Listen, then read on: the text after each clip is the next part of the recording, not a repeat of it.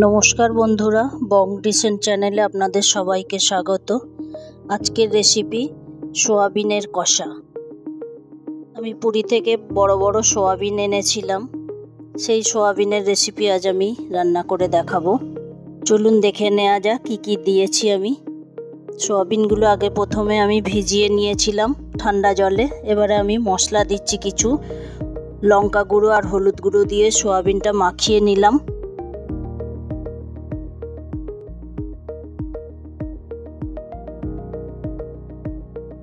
আমি পেঁয়াজ, আদা, রসুন, কাঁচা লঙ্কা, টমেটো এগুলো আমি কেটে নেব আর কিছুটা থেতো করে নেব।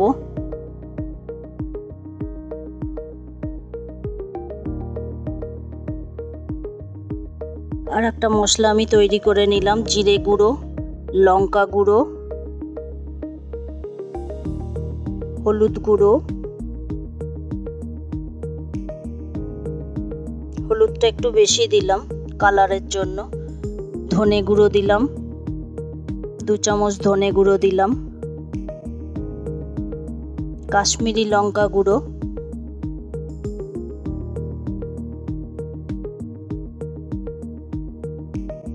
কিছুটা গোলমরিচ গুঁড়ো দিলাম। ঝালটা আপনাদের পছন্দ অনুযায়ী দেবেন। নুন দিলাম, সামান্য একটু চিনি দিলাম।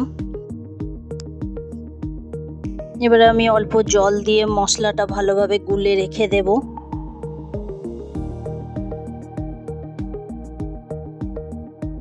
কড়ায় পরিমাণ মতো তেল দিয়ে নিলাম, একটু ঘি দিলাম। এবারে আমি সোয়াবিনগুলো হালকা করে ভেজে নেব। সোয়াবিনের একটা স্মেল থাকে, ঘি দিলে সেই স্মেলটা কেটে যাবে।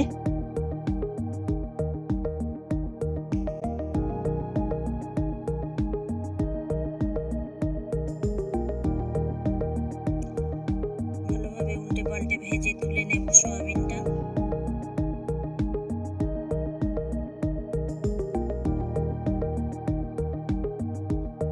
আবার আমি কড়াই পরিমাণ মতো তেল দিয়ে কিছু ফোড়ন দিয়ে দিলাম, শুকনো লঙ্কা, তেজপাতা,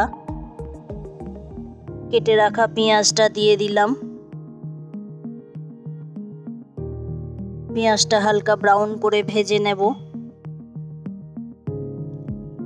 এবারে মিক্সার জারের মধ্যে আমি কিছুটা পেঁয়াজ, আদা, রসুন সব একসাথে বেটে নেব। বাটা মশলাটা দিয়ে আমি ভালোভাবে কষিয়ে নেব মশলাটা।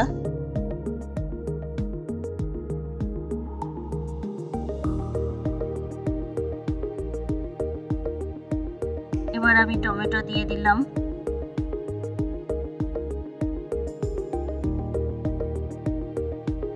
ভালোভাবে আমি মশলাটা কষিয়ে নেব।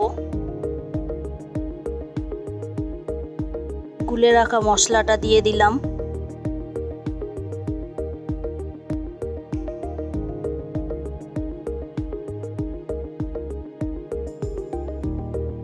ভালোভাবে নাড়াচাড়া করে কষিয়ে নিতে হবে তেল ছাড়া পর্যন্ত।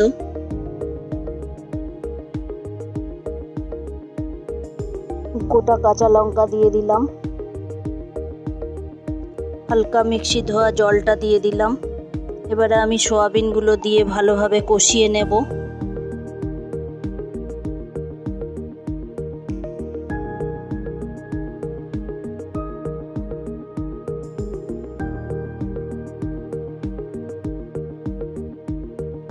আমি গরম জল দিয়ে দিলাম, কষানো হয়ে গেছে। ফুটিয়ে নিয়ে আমি এবারে আস্তে আস্তে তৈরি করে নিলাম আমার সোয়াবিন কষা। উপর থেকে আমি হোমমেড গরম মশলা ছড়িয়ে দিলাম, একটু ঘি দিয়ে দিলাম। আমার তৈরি আজকের এই সোয়াবিন কষা। যদি আপনাদের এই রেসিপিটা ভালো লাগে অবশ্যই লাইক, কমেন্ট, শেয়ার করতে ভুলবেন না। নমস্কার।